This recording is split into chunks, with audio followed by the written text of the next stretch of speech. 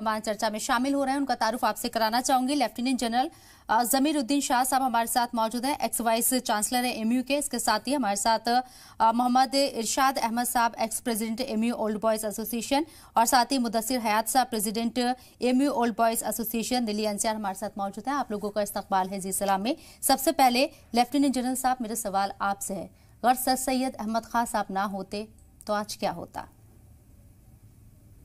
पहले तो मैं मुबारकबाद देना चाहता हूँ जितने अलीग हैं पूरी दुनिया में सर सैयद डे सेलिब्रेशंस पे।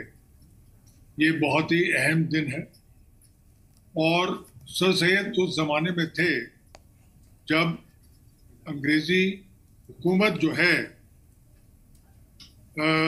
मुसलमानों को कुचलना चाह रही थी, क्योंकि वो कहते थे, तोहमत लगाते थे कि जो फर्स्ट वॉर ऑफ इंडिपेंडेंस है 1857 में, उसको वो बगावत कहते थे।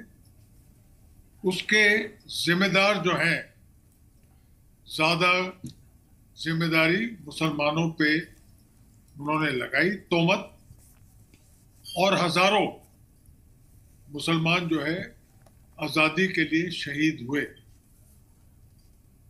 ये आजादी की जंग जो है दोनों हिंदू और मुसलमान दोनों ने साथ लड़ी, मगर क्योंकि अंग्रेज जो है डिवाइड एंड रूल पॉलिसी इस्तेमाल करते थे जी, तो ज्यादा सख्ती जो है उन्होंने मुसलमानों के खिलाफ की। इस वजह से मुसलमान जो है बिल्कुल एक विड्रॉ कर लिया उन्होंने पॉलिटिक्स में, हर चीज में, और उन्होंने ये तय किया कि जो हमारी दुश्मन की जबान है अंग्रेजी, वो हम नहीं सीखेंगे। हम खाली बच्चों को मदरसों में पढ़ाएंगे, दीनी तालीम देंगे, जो कि बुरी नहीं है, मगर दीनी तालीम के साथ साइंटिफिक तालीम निहायत जरूरी है।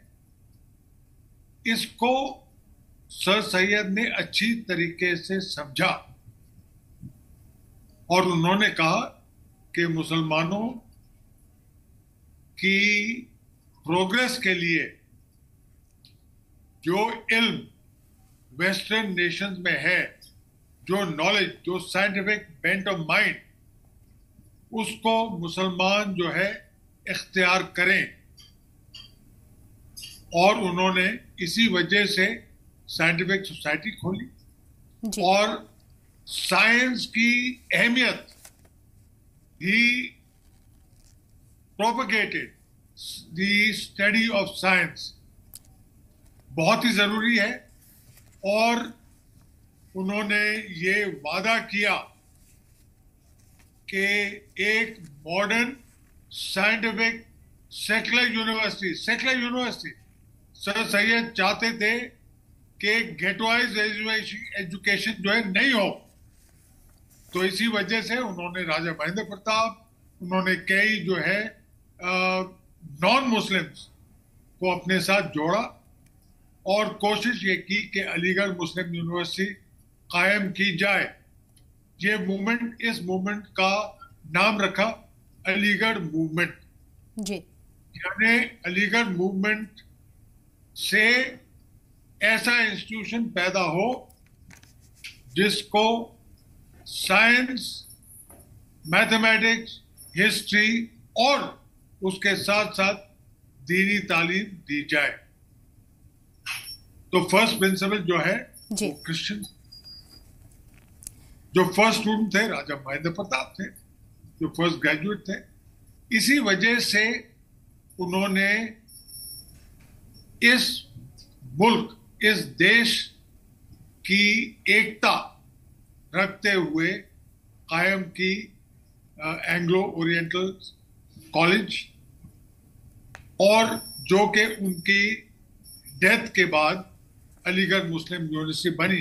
एक चीज और मैं कहना चाहता हूं जी, सर सैयद जो है उनका ये ड्रीम थी कि हिंदू और मुसलमान जो है वो कहते थे कि दुल्हन की दो आंखें, ये बहुत ही जरूरी सबक था। अगर एक भी आंख डैमेज हो जाए तो दुल्हन की खूबसूरत खत्म हो जाएगी। तो हमारे मुल्क की प्रोग्रेस के लिए ये जरूरी है कि हिंदू और मुसलमान साथ पढ़ें, साथ खेलें, साथ अपने मुल्क के लिए मेहनत करें। हाँ, एक और बहुत ही जरूरी सबक उन्होंने ये सबक सिखलाया कि मुसलमान जो है कोई भी ऐसा काम ना करें जिससे मेजॉरिटी कम्युनिटी को ठेस पहुंचे। ठीक है सर। इसी वजह से अलीगढ़ मुस्लिम यूनिवर्सिटी में कंजम्पशन ऑफ बीफ सन 1920 से बिल्कुल पाबंदी लगा दी। ठीक है ये बहुत जरूरी सबक था। एक दूरंदेशी थे उनकी, आऊंगी सर मैं आपके पास, एक दूरंदेशी थे उनकी कि कैसे हमें आगे बढ़ना है। और उस वक्त उन्होंने तालीम की अलग जगह, जब दूर दूर तक कोई सोच भी नहीं सकता था। 1875 में यहाँ उन्होंने जिस तरीके से मोहम्मदन एंग्लो ओरिएंटल की स्थापना की, फॉर्मेशन किया, उसके बाद आज अलीगढ़ मुस्लिम यूनिवर्सिटी हमारे सामने है। और किसी इंट्रो की मोहताज नहीं है अलीगढ़ मुस्लिम यूनिवर्सिटी। वर्ल्ड वाइड उसका क्या स्टेटस है, क्या म्यार है, ये हम सब लोग जानते हैं। जमीर सर, मेरा सवाल आपसे है, सर सैयद अहमद खान साहब का जो लास्ट पैगाम था अपने स्टूडेंट के लिए, वो मैं पढ़ के सुनाना चाहूंगी, उसके मायने आपसे समझना चाहूंगी। मैं हिंदुस्तानियों की ऐसी तालीम चाहता हूं जिसके जरिए उनको अपने हुकूक हासिल होने की कुदरत हो जाए। अगर हुकूमत ने हमारे कुछ हुकूक अब तक नहीं दिए हैं जिनकी हमको शिकायत हो, तो तालीम वो चीज है जो हमें सब कुछ दिला देगी। देखिए, तालीम से ही किसी कौम की तरक्की हो सकती है। और अफसोस की बात यह है कि गुर्बत की वजह से हिंदुस्तानी मुसलमान जो हैं तालीम की तरफ तवज्जो नहीं दे सके।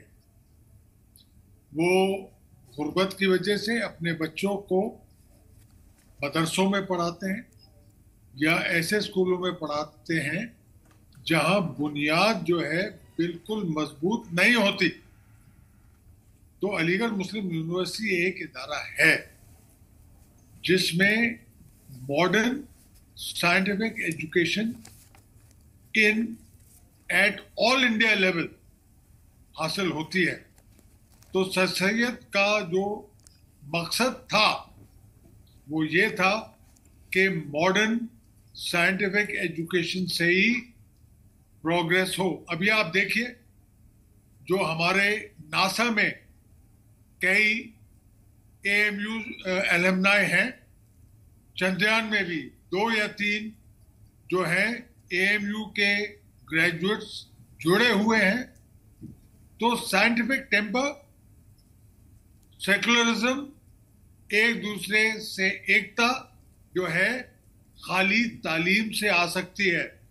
और तालीम ऐसी होनी चाहिए जिसमें स्टेम पे अहमियत दी जाए।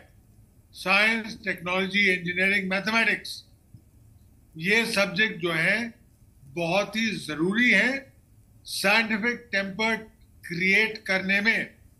हिस्ट्री और ज्योग्राफी और ये सब्जेक्ट जो है वो भी अपनी जगह उनकी अहमियत जो है, मगर इस दुनिया में प्रोग्रेस करने का रास्ता जो है खाली साइंटिफिक टेक्नोलॉजी से हो सकता है। और सर सैयद इसको समझते थे, तो इसी वजह से उन्होंने साइंस, मैथमेटिक्स में जोर दिया। एस्ट्रोनॉमी और सब सब्जेक्ट्स में बहुत ही वजन के साथ पढ़ाए जाते थे।